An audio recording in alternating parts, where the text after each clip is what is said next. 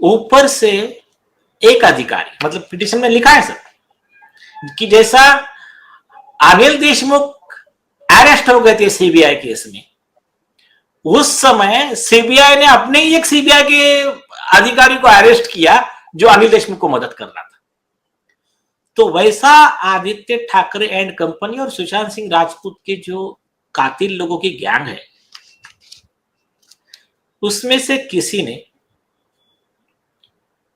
ऊपर मैनेज किया और ऊपर से ऑर्डर आता है कि mister NCB Mumbai zone, mister Wankhede, आप फिरोज खान को मत बुलाइए। ये एफिडेविट का हिस्सा है। यस यस यस, ध्यान रहे, दिशा सुशांत के जो भी चाहने वाले हैं, प्रशंसक हैं और देश के तमाम नागरिक, ये ध्यान से सुनिए, ये जो एफिडेविट जो आज मुंबई हाईकोर्ट पहुंच चुका है, वो उस एफिडेविट का ये हिस्सा है जो स्टेटमेंट नीलेश ओझा जी दे रहे हैं। यस। जी आगे। दूसरी चीज, क्राइम नंबर 15 ऑफ 2020 में वानखेड़े साहब की टीम, मतलब देखिए जिस अधिकारी ने इंफॉर्मेशन दिया है उसका नाम मैं नहीं ले रहा हूं, फिरोज खान को नहीं बुलाइए, नहीं बुलाइए। उनको आया मैसेज कि फिरोज खान को नहीं बुलाना है। हाँ, मतलब सुशांत सिंह राजपूत का केस में आगे नहीं बढ़ना है, एकदम सिंपल। आदित्य ठाकरे के खिलाफ केस में आगे नहीं बढ़ना है, इसके 5 सबूत है और ऑन रिकॉर्ड सबूत है, और इसीलिए उनको पार्टी बनाकर यह डिमांड की गई है कि कोर्ट आदेश दे समीर वानखेड़े जी को कि आप कोर्ट में एफिडेविट पे आपके पास जो भी चीजें हैं कोर्ट को डिस्क्लोज करे। एक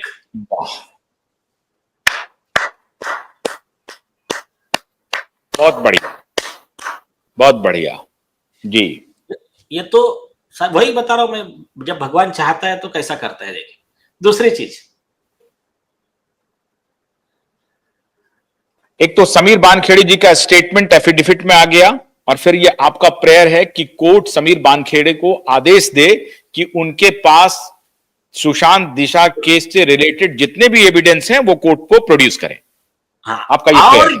और ये भी कहा है मैं, और उनके स्टॉक की चीजें तो और बता रहा हूं, रिया के बारे में तो बता रहा हूं, सुन लीजिए। उसके पहले और एक बताता हूं, सुप्रीम कोर्ट का जजमेंट देकर ये भी मेंशन किया है कि जब इन्होंने सारी चीजें निकाली, मतलब फॉर एग्जांपल मैं बताता हूं, इन्होंने क्राइम नंबर 15 2020 में इन्होंने रिया चक्रवर्ती, जो उसने छुपा कर रख दिया था फोन उसके पिताजी के घर पे, रेड मार के वो ढूंढ कर लाए, उसमें से चैट्स रिकवर हुए हैं आदित्य ठाकरे और रिया चक्रवर्ती के। वो चैट कोर्ट के सामने प्रोड्यूस किए जाए, ये भी डिमांड इसमें की है, जिसको दोनों तो एक दूसरे को जानते ही नहीं है।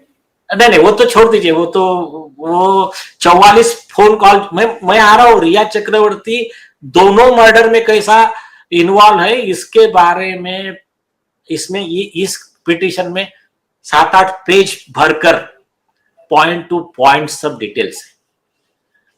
आगे आता हूं, रुकिए, बहुत सारी चीजें, मतलब ये आपका 8-10 एपिसोड बनाना पड़ेगा, इतनी सारी चीजें इसमें उन्होंने चैट रिकवर कर लिया। उससे क्या साबित हो गया पता है? वो तो सुशांत सिंह राजपूत जी के पास में आने से पहले से ही आदित्य के उसके रिलेशंस है रिया चक्रवर्ती के, और वो पूरे चैट कोर्ट के सामने लाए जाए।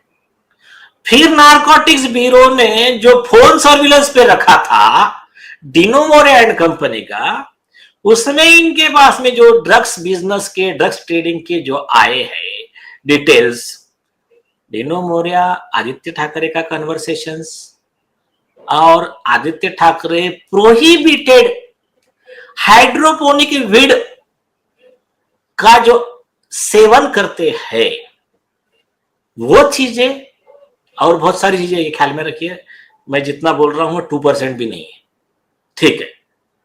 ये सब चीजें ऑन रिकॉर्ड है, वो क्राइम नंबर 15 2020, आज तक चार्जशीट फाइल नहीं किया नारकोटिक्स ब्यूरो ने। उसमें दीपिका पादुकोण भी वन ऑफ द आरोपी थी, तो उससे 25 करोड़ रुपए ज्ञानेश्वर सिंह आईपीएस ने लिया करके एक पिटिशनर ने एफिडेविट पे कोर्ट में डिटेल्स दिया है, कौन से होटल में कौन सा अधिकारी रुका, किसको लड़कियां और पैसा और क्या फैसिलिटी सप्लाई की गई, जो इनका रेगुलर काम रहता है कि वुमन वाइंड मनी देके।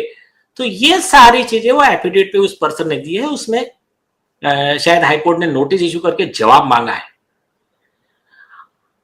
और एक ये एक वो मोबाइल टावर लोकेशन, ठीक है, जानते, बाकी छोड़ दीजिए, बाजू में रखिए, कुछ चीजें नहीं बता सकता। लेकिन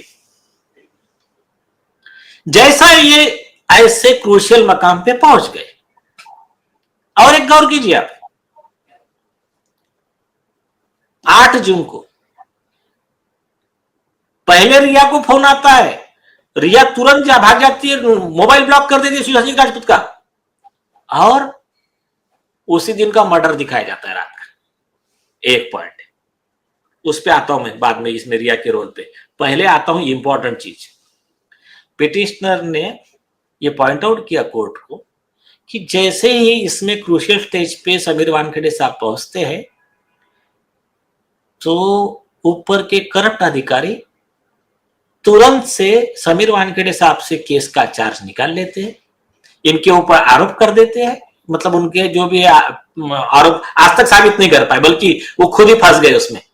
सीबीआई के पास कंप्लेंट जाके दाखिल कर देते हैं, उनका ही डिपार्टमेंट, और वानखेड़े साहब का ट्रांसफर हो जाता है आउट ऑफ महाराष्ट्र, चेन्नई। इसमें रामलखन सिंह का सुप्रीम कोर्ट का जजमेंट मेंशन करके ये स्पेसिफिक डिमांड की गई कि उस केस का प्रोटेक्शन, उसके तहत क्या है कि जो ऑनेस्ट अधिकारी रहते हैं, जो विसल ब्लोअर अधिकारी रहते हैं, जो ऐसी बड़ी बड़ी चीजें एक्सपोज करते हैं, उनको प्रोटेक्ट करना, उनको सपोर्ट देना, ये कोर्ट की जिम्मेदारी है, नहीं तो देश चलेगा कैसा। तो वो प्रोटेक्शन वानखेड़े साहब को दिया जाए।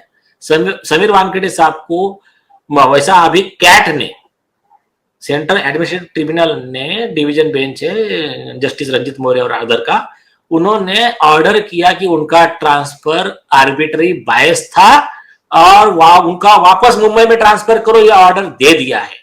ये भी कोर्ट को बताया इसने। तो कोर्ट से रिक्वेस्ट की है कि उनको वापस से या तो नारकोटिक्स ब्यूरो, या तो नेशनल इन्वेस्टिगेशन एजेंसी, या तो ईडी, ऐसी पोस्ट पे देकर उनका सम्मान किया जाए। ये कोर्ट की जिम्मेदारी है, वो सुप्रीम कोर्ट का जजमेंट उसमें मेंशन किया है। क्योंकि समीर वानखेड़े साहब जैसे अगर अधिकारी रहेंगे तभी ये सिस्टम में बहुत हद तक आशा है, नहीं तो बहुत मतलब कई ऐसे करप्ट अधिकारी हैं जिससे निराशाजनक स्थिति बनती जा रही है। एक तो बहुत बड़ी बात आप कह रहे हैं नीलेश जी, क्योंकि समीर वानखेड़े जो हैं वो अभी ऑफिसर हैं, गवर्नमेंट ऑफिसर हैं, ऐसा नहीं है कि वो रिटायर हो गए हैं, वो एक्टिंग ऑफिसर हैं और बड़े पद पर हैं अभी अपने जो उनका जो पुराना जो डिपार्टमेंट है इनकम टैक्स में, तो वहां वो मौजूद हैं। उसके बाद भी इस एफिडेविट में खुद को लाना, ये तो बहुत बड़ी बात है। नहीं सुनिए, वो अभी additional commissioner department of revenue ministry of finance में बड़ी पोस्ट पे, उन्होंने लाया नहीं, हमने उनको पार्टी बनाया, क्योंकि हमको जो दूसरे अधिकारी ने इंफॉर्मेशन दी है कि उनके साथ में अन्याय हुआ, ये सारे प्रूफ्स है, तो वो अधिकारी ने दी हुई इंफॉर्मेशन के बेस पे हमने ये सब चीजें ऑन रिकॉर्ड ली, वेरीफाई किया वो चीजें, और वो वेरीफाई करने के बाद में एफिडेविट पे ली है और फिर उनको पार्टी बनाया है। अब उनको कोर्ट बोलेगा तो उनको एफिडेविट भी देना पड़ेगा। मतलब आप ये कह रहे हैं कि जब नारकोटिक्स डिपार्टमेंट काफी एडवांस हो गया था अपनी इंक्वायरी में, समीर वानखेड़े बिल्कुल केस के क्लोज पहुंच गए थे, जो गुनहगार थे एक प्रकार से वो आइडेंटिफाई हो गए थे और सबकी गिरफ्तारी अब असंभावी हो गई थी। ऐसे मोमेंट पे उन्हें जो मैनेज्ड और करप्ट ऑफिसर हैं, उन्होंने उनके इंक्वायरी को रोक दिया। आपका लब्बुल लुआब ये है